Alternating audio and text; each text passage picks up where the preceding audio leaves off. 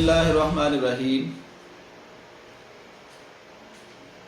अस्सलामु अलैकुम dear students, LLB 4th year. कैसे हैं आप लोग? सब ठीक ठाक हैं? शुक्र अल्लाह का, मैं भी ठीक ठाक, अल्लाह का एहसान है। अल्लाह रब्बुल इज़्ज़त से दुआ करता हूँ कि आप भी और आपके घर वाले भी खैर खैरियत से हों। काफ़ी देर बाद मुलाकात हुई आपसे। उम्मीद है आपने कॉन्स्टिट्यूशन पढ़ा होगा, घर में भूले नहीं होंगे, और भी कुछ बातें जो मैंने आपको बताई थी। टीवी भी देखते होंगे, अखबार भी पढ़ते होंगे। टीवी में मैंने ड्रामे देखने के लिए नहीं कहा था, याद है सबको? मैंने आपसे कहा था कि आपने टॉक शो देखने करने हैं, खबरनामा, खबरें ज़रूर सुननी करनी है, देखनी करनी है। तो कौन कौन इस बात पे अमल कर रहा है? उम्मीद है आप सारे अमल कर रहे होंगे। गवर्नमेंट के बेंचेस और अपोजिशन के बेंचेस भी, दोनों के लिए मैंने ये कहा था, मशवरा था। तो कैसे हैं? सब ठीक ठाक हैं? इधर वाले भी ठीक हैं, इधर वाले भी ठीक हैं, नारवाल वाले भी, जफरवाल वाले भी और शकरगढ़ वाले भी। बाकी जो बसूर से भी थे सब ठीक ठाक हैं, अल्लाह का एहसान। चलें, कॉन्स्टिट्यूशन पढ़ तो हमने लिया था सारा, अब रिवीजन करते हैं। मोटी मोटी बातें मोटा मोटा पढ़ते हैं। तैयारी तो आपकी अल्लाह रब्बुल इज़्ज़त के फ़ज़ल से होगी। फिर भी कोई कमी कोताही अगर हो तो फिर देख लेते हैं, पढ़ते हैं, दोबारा रिवाइज़ करते हैं अपने लेक्चर्स को। अगर फिर भी कोई कमी कोताही महसूस करें तो आप मुझसे रब्ता कर सकते हैं, कॉलेज में बात कर सकते हैं, कॉलेज के ज़रिए बात कर सकते हैं। मैं कॉलेज आपके लिए हर वक्त हाज़िर है। कॉन्स्टिट्यूशन के दो पार्ट थे, हमने पढ़े। एक कॉन्स्टिट्यूशनल हिस्ट्री थी और दूसरा था 1973 का कॉन्स्टिट्यूशन जो पाकिस्तान में अब। और 1973 के कॉन्स्टिट्यूशन के 60 मार्क्स थे और जो हिस्ट्री थी, कॉन्स्टिट्यूशनल हिस्ट्री, उसके 40 मार्क्स हैं, जैसे आपको पहले दिन से ही पता है। तो पहले 1973 का जो कॉन्स्टिट्यूशन है उसकी जो अहम लेक्चर्स हैं उनको रिवाइज़ कर लेते हैं, फिर हिस्ट्री पे चले जाएंगे। 1973 का जो कॉन्स्टिट्यूशन है उसमें आर्टिकल 1 से आर्टिकल 1 में वो मोटी मोटी बात कर लेते हैं, देखते हैं। The Republic and it's territories, Pakistan की जो जोग्राफिया है वो किन किन इलाकों पर मुश्तमिल है, टेरिटरी पाकिस्तान की क्या है और पाकिस्तान का नाम क्या होगा, जो आर्टिकल 1 में हम देखते हैं। Pakistan shall be A federal Republic to be known as the Islamic Republic of Pakistan, here in after refer to as Pakistan. ये क्लास 1 है आर्टिकल 1 की। इसमें पाकिस्तान का इस्लामिक रिपब्लिक ऑफ पाकिस्तान, ये पाकिस्तान का, हमारे मुल्क का, प्यारे मुल्क का मुकम्मल नाम जो है Islamic Republic of Pakistan, class 1 है। और जो क्लास 2 है आर्टिकल 1 की, उसमें टेरिटरीज पाकिस्तान की बताई हुई हैं। The territories of Pakistan shell comprise, चारों सूबे, बलूचिस्तान, खैबर पख्तूनख्वा, सिंध और पंजाब, ये चारों सूबे हैं। और फेडरल है, फेडरल टेरिटरी जिसे इस्लामाबाद कैपिटल के अंदर जो इलाके आते हैं वो भी पाकिस्तान की टेरिटरी में हैं। फेडरली एडमिनिस्ट्रेड ट्राइबल एरियाज़ जो पहले थे, अब वो खैबर पख्तूनख्वा का हिस्सा बना दिए गए हैं अमेंडमेंट करके ना कॉन्स्टिट्यूशन में। वो भी अब खैबर पख्तूनख्वा में जम हो गए हैं, लेकिन वो पहले ट्राइबल एरियाज़ उनको कहते थे, वो पाकिस्तान का हिस्सा हैं। और जो ऐसी सच स्टेट्स एंड टेरिटरीज एज में be included in Pakistan whether by accession और अदरवाइज, जो भी पाकिस्तान में जो स्टेट्स शामिल की जाएंगी या वो टेरिटरी पाकिस्तान की टेरिटरी में आएंगी। जो क्लास 3 है इसमें जनाब, मजलिस शूरा पार्लियामेंट में by law admit into federation new states और areas on such terms and conditions as things fit. Parliament जो हमारी है, जैसे पार्लियामेंट से मुराद आपको पता है, आर्टिकल 50 हमने पढ़ा हुआ था, पार्लियामेंट किन किन चीज़ों पर मुश्तमिल है, रिपीट कर लेता हूँ। आर्टिकल 50 में बताया हुआ है पार्लियामेंट से मुराद है नेशनल असम्बली, सेनेट और प्रेसिडेंट, क्योंकि हमारी लेजिस्लेचर जो है वो भी यही 3 अदारे हैं, नेशनल असम्बली, सेनेट और प्रेसिडेंट ऑफ पाकिस्तान। तो वो کسی بھی نیو اسٹیٹ کو پاکستان کی ٹیریٹری میں شامل کرنے کے مجاز ہیں، ان کے پاس اختیار ہے کہ وہ لیجسلیشن کر کے کسی بھی علاقے کو پاکستان کی کسی بھی اسٹیٹ کو پاکستان کا حصہ ٹیریٹری میں شامل کر سکتے ہیں۔ اچھا، آرٹیکل 2 ہے اسلام ٹو بی اسٹیٹ ریلیجن۔ ہمارا جو ملک ہے، ہمارے جو آباء و اجداد تھے جنہوں نے بڑی محنت کر کے پاکستان حاصل کیا، تو وہ ہمارا دنیا میں پاکستان اسلامی ریاستوں میں نا پاکستان واحد اور پہلی اسلامی ریاست ہے جو ملک پاکستان کے نام پر اسلام کے نام پر حاصل کی تھی۔ تو ہمارا آفیشلی جو پاکستان کا جو مذہب ہے، جیسے یہاں پہ پاکستان میں دوسری مائنورٹیز بھی رہتی ہیں، لیکن پاکستان کا جو اسٹیٹ ریلیجن ہے، ملک کا جو ریلیجن ہے، وہ مذہب جو ہے وہ اسلام ہے۔ آرٹیکل 2 اس کی Islam shall be the state religion of Pakistan. اچھا، اس سے پہلے ہسٹری میں بھی یہ کویشچن آتا رہا ہے، جو آبجیکٹیو ریزولوشنز ہیں، آبجیکٹیو ریزولوشن جو 1949 میں آئی تھیں، وہ ہسٹری کا بھی حصہ ہیں، اور پھر کانسٹیٹیوشن آف پاکستان 1973 کا اس کا بھی حصہ بنا دی گئی ہیں آرٹیکل 2A کے تحت۔ The objective resolution to form part of substantive provisions. The principles and provisions set out in the objective resolutions reproduced in the annex are hereby made substantive part of the Constitution and shall have effect accordingly. اب وہ 1949 میں جو objective resolution آئی تھی، وہ ساری کی ساری resolution article 2A کے تحت پاکستان کے کانسٹیٹیوشن میں 1973 کے کانسٹیٹیوشن میں وہ اب دے دی گئی ہیں، یہ اب کانسٹیٹیوشن کا حصہ ہے۔ آرٹیکل 3 میں elimination of exploitation the state shell, اب یہ اسٹیٹ کی ذمہ داری بتا دی گئی حکومت پاکستان کی۔ میں آگے بتاتا ہوں کہ اسٹیٹ بھی کیا ہے، اس کے لیے بھی آرٹیکل میں موجود ہے اس کی ڈیفینیشن کہ اسٹیٹ کیا ہے کانسٹیٹیوشن میں۔ تو اسٹیٹ کی ڈیوٹی بتا دی گئی، دا اسٹیٹ شیل، آرٹیکل 3 میں، the state shall ensure the elimination of all forms of exploitation, یعنی کسی قسم کا استحصال جو ہے اس کو ختم کرنا اسٹیٹ ملک پاکستان کی ذمہ داری ہوگی۔ Gradual fulfillment of the fundamental principles from each according to his ability to each according to his work. استحصال نہیں ہوگا پاکستان میں کسی بھی شخص کا، یہ آرٹیکل 3 کانسٹیٹیوشن کا، یہ اسٹیٹ کی ذمہ داری ہے۔ آرٹیکل 4 میں کچھ ایسے رائٹس دے دیے گئے ہیں کہ یہ کسی بھی صورت میں سسپینڈ نہیں ہو سکتے۔ Right of individuals to be dealt with in accordance with law, ہر ایک شخص کا یہ بنیادی، جیسے بنیادی فنڈامنٹل رائٹس وہ آرٹیکل 8 سے شروع ہوتے ہیں، آرٹیکل 8 میں دے دیا گیا کہ ہر شخص کو قانون کے مطابق ڈیل کیا جائے، قانون کے مطابق، قانون سے ہٹ کر کسی سے کوئی کسی قسم کی ڈیل نہیں کی جائے گی۔ To enjoy the protection of law and to be treated in accordance with law is the inalienable right of every citizen wherever he may be and of every other person for the time being within Pakistan. جو بھی پاکستان کا شہری ہے یا پاکستان کے اندر رہ رہا ہے، اس کو قانون کے مطابق جو ڈیل کیا جائے گا، اس کے ساتھ برتاؤ کیا جائے گا، اس حق سے کسی کو بھی محروم نہیں کیا جائے گا۔ ان پرٹیکولرلی آگے اس میں کچھ ملی کلاس 2 میں سب کلاس دی گئی ہیں۔ No action detrimental to the life, liberty, body, reputation اور property of any person shall be taken except in accordance with law. اچھا، اب اس میں no action detrimental to the life, زندگی کو نقصان پہنچانے والا کوئی ایکشن نہیں لیا جائے گا۔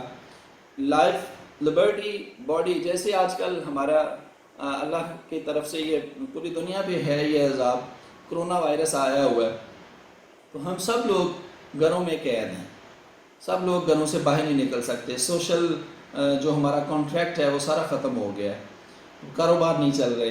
لیکن یہاں پہ جو آرٹیکل 4 میں یہ جو پروویژن دی گئی ہے، no action detrimental to the life, liberty بھی اس میں ورڈ ہے، باڈی بھی اس میں ورڈ ہے، ریپوٹیشن اور پراپرٹی ہے، تو لبرٹی، لیکن اس کے ساتھ ہی آگے اس میں کہہ دیا گیا shall be taken except in accordance with law, اب اسٹیٹ جو ہے اس کی آگے بہت ساری ذمہ داریاں ہیں کہ انسانوں کی لائف کو بچانا ہے. تو آرٹیکل 4 میں بہت سارے رائٹ دے دیے گئے ہیں. اور بھی no person shall be prevented from or be hindered in doing that which is not prohibited by law. کسی شخص کو کسی ایسے کام سے نہیں روکا جائے گا, ایسا کام کرنے سے نہیں روکا جائے گا جس کو قانون منع نہیں کرتا. پھر کلاس سی میں no person shall be compelled to do that which the law does not require him to do. آپ کسی کو یہ بھی مجبور نہیں کر سکتے کہ آپ یہ لازمی کرو, اگر قانون اس کو پابند نہیں کرتا کہ آپ نے یہ کام کرنا ہے. تو آرٹیکل 4 میں یہ رائٹ دیے گئے ہیں. اچھا, یہ آرٹیکل 4 اور 3 جو تھے اس میں اسٹیٹ کی ذمہ داری. آرٹیکل 5 میں ہم جو سٹیزن ہیں ہمارے اوپر ہماری ذمہ داری بتا دی گئی. Loyalty to state and obedience to the constitution and law. یہ ایوری سٹیزن, یہ loyalty to the state is the basic duty of every citizen. ہر شخص کی یہ بیسک ذمہ داری ہے کہ ہم ملک کے ساتھ وفادار رہیں. اس میں کوئی کسی قسم کے ہمارے پاس جو جسٹیفیکیشن خدا نخواستہ کہ ہم اس وجہ سے ملک کے ساتھ وفادار نہیں رہے, یہ نہیں. لائلٹی یہ بیسک ڈیوٹی ہے ہماری کہ ہم پاکستان کے ساتھ مخلص ہیں, پاکستان کے ساتھ ہم وفادار ہیں. اور کانسٹیٹیوشن کو اوبے کرنا یہ بھی ہماری ہر ایک کی ذمہ داری ہے. اس کے بعد جو کانسٹیٹیوشن کے بارے میں بڑی فیمس ہے ہائی ٹریزن, جسے غداری کا بھی مقدمہ کہتے ہیں, وہ آرٹیکل 6 رکھا گیا ہے. آرٹیکل 6 پہ بڑی تفصیل کے ساتھ ہم نے بات کی تھی, لیکن پھر بھی کوئی شخص, کوئی پاکستان کا رہنے والا یا پاکستان کے اندر لوگ, جو بندہ کانسٹیٹیوشن کو ایبروگیٹ کرتا ہے, سسپینڈ کرتا ہے, یا اس پہ عمل درآمد روکنے میں, اس پہ عمل درآمد کروانے میں آگے ہرڈل کریٹ کرتا ہے, یا کوئی ایسا بندہ جو اس شخص کی معاونت کرتا ہے کانسٹیٹیوشن کو ایبروگیٹ کرنے میں, توڑنے میں, یا کسی بھی طرح کانسپائریسی کرتا ہے, تو وہ بندہ ہائی ٹریزن کا مرتکب ہوگا. یہ بیسک بات ہی ہائی ٹریزن میں. اچھا, اب ہائی ٹریزن میں جو بندہ اس قسم کا ذمہ دار گلٹی ڈکلیئر کیا جائے, اب اس کو جو سزا ہے وہ پارلیمنٹ کا کام ہے. بائی ایکٹ آف پارلیمنٹ, قانون جو پارلیمنٹ ہے اس کے پاس استحقاق ہے کہ وہ جو ہائی ٹریزن کا شخص مرتکب ہو وہ اس کو سزا دے. یہ ہائی ٹریزن پہ ہم نے بڑی تفصیل سے بات کی تھی, مجھے یقین ہے کہ آپ کو وہ آتا ہوگا اور پھر دیکھ لیجئے گا. اب آگے جو اگلا ہمارا پارٹ 2 ہے, جو نیکسٹ ہمارا جو ٹاپک ہے وہ فنڈامنٹل رائٹس ہیں. جو آپ کو پیپر میں بھی یہ کویسچن آتا ہوتا ہے فنڈامنٹل رائٹس پہ. اس سے پیچھے کانسٹیٹیوشن کا آرٹیکل 2A, اس پہ بھی آبجیکٹیو ریزولوشن پہ آپ کو کویسچن آ سکتا ہے.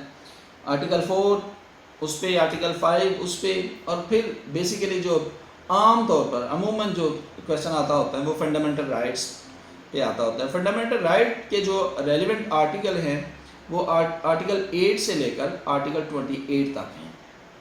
اس میں جو موٹی موٹی جو بیسک باتیں ہیں وہ دیکھ لیتے ہیں, اس پہ ڈسکشن کر لیتے ہیں. آرٹیکل 8 میں بتایا ہے laws inconsistent with or in derogation of fundamental rights to be void.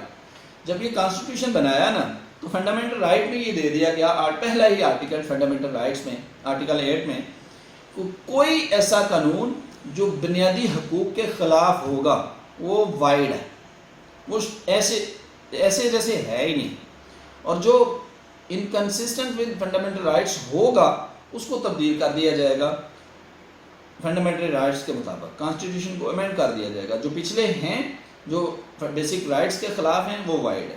Article 8 میں سب سے پہلے یہ بات کر دی گئی.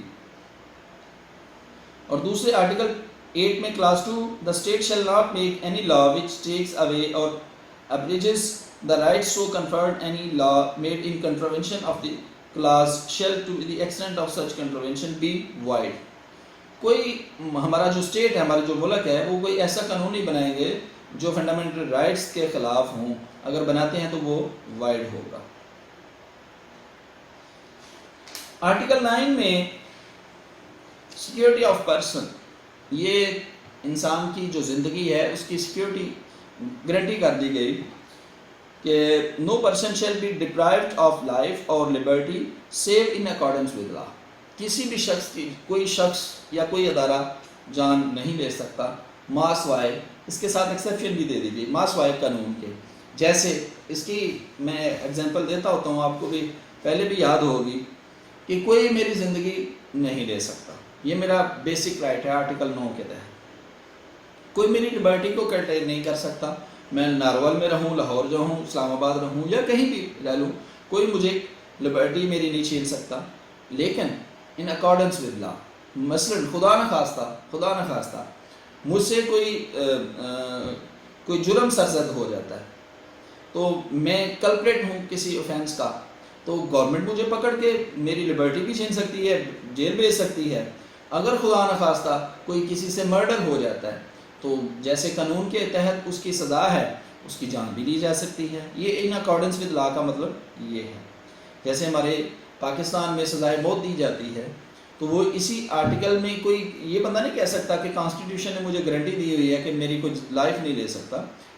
پاکستان پینل کوڈ بھی موجود ہے.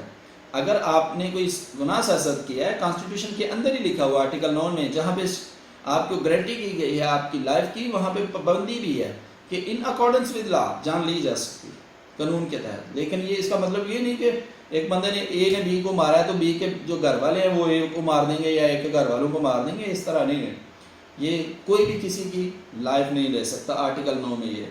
اور آرٹیکل 10 میں safeguard as to arrest and detention, اس میں جو بیسک چیز ہے وہ میں آپ کو بتا دیتا ہوں. آرٹیکل 10 میں کہ کسی بھی شخص کو، جیسے عموماً ایف آئی آر ہوتی ہیں یا پولیس یا سیکیورٹی ادارے کسی شخص کو گرفتار کر لیتے ہیں، تو کانسٹیٹیوشن کا آرٹیکل 10 جو ہے اس میں بڑی واضح لینگویج ہے کہ اس کو بتایا جائے گا کہ آپ کے اوپر چارجز کیا ہیں. آپ کے خلاف کوئی آپ کو پکڑ دی ہے پولیس یا کوئی سیکیورٹی ادارہ، تو وہ آپ کو بتائیں گے کہ آپ کے خلاف آپ کے جرم کیا ہے، آپ کے خلاف چارجز کیا ہیں. پھر آپ کو آرٹیکل 10 میں ہی بتایا گیا ہے کہ آپ کا یہ حق ہوگا کہ آپ کو بتایا جائے کہ آپ نے یہ جرم کیا ہے. پھر آپ کو یہ لبرٹی ہوگی کہ آپ اپنی پسند کے اپنی مرضی کے وکیل کر سکتے ہیں، کسی سے بھی کنسلٹ کرتے ہیں، جو آپ چاہتے ہیں اس سے آپ کنسلٹ کر سکتے ہیں، آپ کو یہ منع نہیں کیا جائے گا. اور پھر ایک اور بات کانسٹیٹیوشن کے آرٹیکل 10 میں ہی رکھی گئی ہے کہ اگر آپ کو پولیس نے یا کسی بھی سیکیورٹی ادارے نے پکڑا ہے، قانون کے مطابق پکڑا ہے، تو وہ ودن 24 آورس آپ کو آپ کے جو علاقہ مجسٹریٹ ہیں، کنسرن مجسٹریٹ ہیں، ان کے سامنے پیش کرنے کے پابند ہیں. اور آپ کا یہ حق ہے اور ان کی وہ ڈیوٹی ہے سیکیورٹی اداروں کی کہ آپ کو پکڑا ہے، آپ کو چارجز بتائیں. آپ کا یہ حق ہے کہ آپ کو بتایا جائے کہ آپ کے خلاف چارجز کیا ہیں. آپ کا یہ حق ہے کہ آپ اپنی پسند کے وکیل صاحب انگیج کر سکتے ہیں. آپ کا یہ حق ہے کہ آپ کو اریسٹ کیا گیا ہے تو آپ کو ودن 24 آورس جو کنسرن مجسٹریٹ ہیں ان کے سامنے پیش کیا جائے. یہ آرٹیکل 10 میں. لیکن اس میں بھی ایک چیز، ایک ایکسیپشن دے دی گئی. جیسے وہ ہم دیکھتے نہیں ہیں کہ پریونٹیو میئرس لیتے ہیں، جیسے گورنمنٹ کے خلاف احتجاج پہ نکلے تھے پچھلے دنوں جب وہ دھرنے شرنے چل رہے تھے علماء اکرام کے، یا پچھلی دفعہ جب پی ٹی آئی کی گورنمنٹ نے احتجاج شروع کیا تھا، یا اس طرح ہوتا رہتا ہے ملک نواز شریف کی گورنمنٹ میں ان کے خلاف، تو لوگوں کو پکڑ کے جیلوں میں ڈال دیا گیا تھا، یا ہاؤس اریسٹ جسے ہم کہتے ہیں 2-3 ماہ کے لیے ڈال دیتے ہیں. وہ پروویژن موجود ہے. گورنمنٹ جب دیکھے کہ اس سے معاشرے کا جو امن و استحکام ہے وہ خراب ہونے کا اندیشہ ہے، تو پریونٹیو میئرز کے تحت آپ کو ہاؤس اریسٹ کیا جا سکتا ہے، یا اس کے لیے ایک میکانزم ہے، وہ میں نے بڑے تفصیل کے ساتھ آپ کو بتایا تھا، وہ دیکھ لیجئے گا. اور اس کے بعد آرٹیکل 11 ہے 10A right to fair trial. اب فیئر ٹرائل جو ہے یہ دونوں کا رائٹ ہے. یہ جو کمپلیننٹ ہوتا ہے اس کا بھی فیئر ٹرائل کا رائٹ ہے، اور جو اکیوز ہے اس کا بھی فیئر ٹرائل کا رائٹ ہے. آرٹیکل 10A جو ہے یہ دونوں طرف ہے. اب اگر آپ سول مقدمات میں چلے جائیں تو پلینٹف کا بھی رائٹ آف فیئر ٹرائل، اس کو بھی یہ رائٹ ہے آرٹیکل 10A میں، اور جو ڈیفینڈنٹ ہے اس کو بھی ہے. یہ کورٹ کا پروسیس ہے، اس کو ابیوز نہیں کیا جائے گا. اور یہ دونوں طرف حقوق ہیں. اگر دونوں طرفیں سے کسی ایک طرف جھکاؤ نہیں ہونا چاہیے، قانون کے مطابق، میرٹ کے مطابق فیصلہ ہونا چاہیے. یہ آپ کا فنڈامنٹل رائٹ ہے آرٹیکل 10A کے نیچے. آرٹیکل 11 میں slavery, force labour etcetera prohibited. ملک میں، ہمارے پاکستان میں کوئی غلامی کا قانون موجود نہیں ہے، نہیں ہوگا. فورس لیبر نہیں آپ کروا سکتے. آرٹیکل 10 میں، آرٹیکل 11 میں یہ ہے. آرٹیکل 12 میں ہے پروٹیکشن اگینسٹ ریٹروسپیکٹو پنشمنٹ. اب یہ ریٹروسپیکٹو پنشمنٹ میں ایک ہی بات بتا دیتا ہوں، اس کا کانسیپٹ لے لیں. قانون آج بنا ہے، سزا ہم دے رہے ہیں کہ آپ کو 2010 میں آپ نے یہ جرم سرزد، آپ سے یہ ہوا تھا. قانون آج بنا رہے ہیں، تو ریٹروسپیکٹو افیکٹ سے مراد کہ ہم پیچھے بھی قانون آج بنا رہے ہیں تو پیچھے والے جرائم کی بھی سزا دینا شروع کر دیں، تو یہ ریٹروسپیکٹو ایسے نہیں ہوتا. ریٹروسپیکٹو افیکٹ نہیں ہوگا.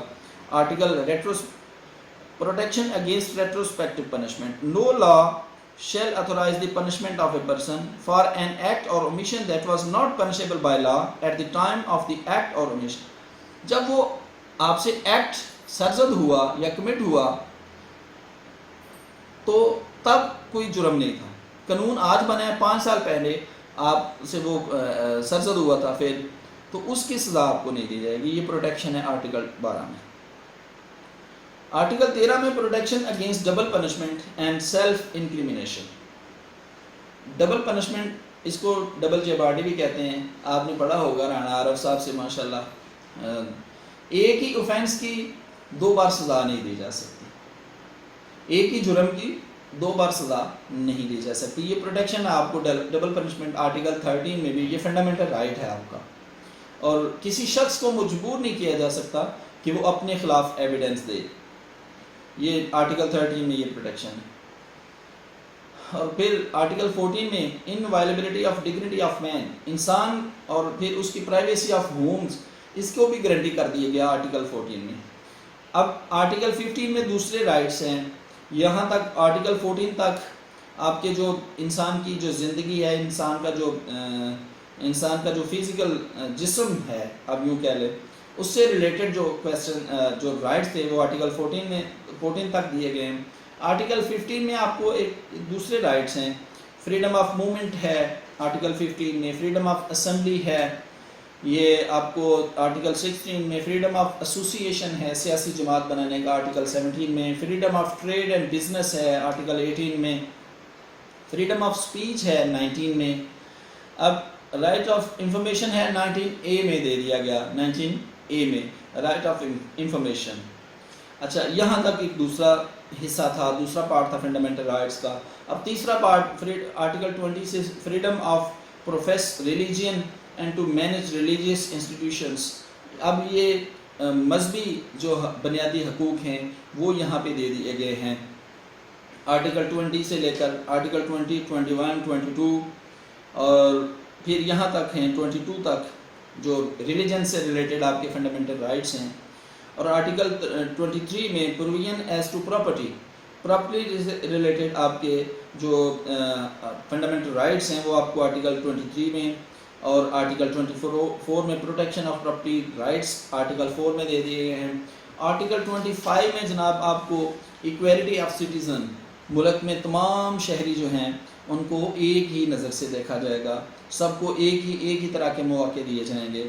اور پھر آرٹیکل 25A میں رائٹ ٹو ایجوکیشن، تمام پاکستان کے شہریوں کو ایک طرح کے ایک جیسے حقوق ہیں ایجوکیشن کے.